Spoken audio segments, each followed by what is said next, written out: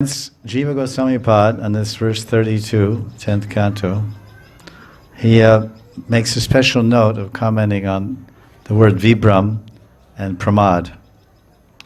Vibram and pramad. So first because he saw, and as anyone can see, so the word vibram, which means bewilderment or confusion, appears 2 times in this verse, line 1 and 2.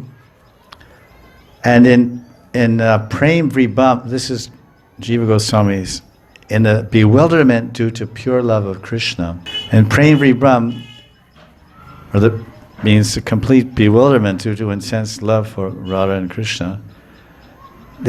What he's saying in terms of Krishna Prema, in terms of Radha Krishna Prema, what does the word vibram mean? Because it's a word that can be used in Hindi or Sanskrit to describe any phenomenon or any mental position or situation with a human being, vibram.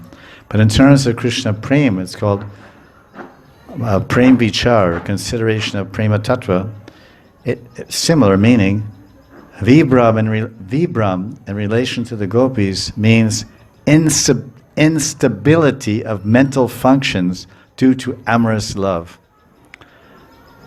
In the verse, he says, the verse explains how Krishna overwhelms the Vraja-gopis with his anurag. He overwhelms them with his intense loving attachment for them.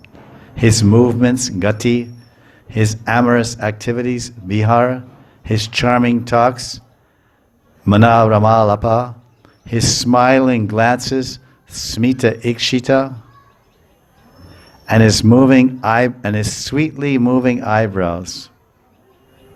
They all create vibram.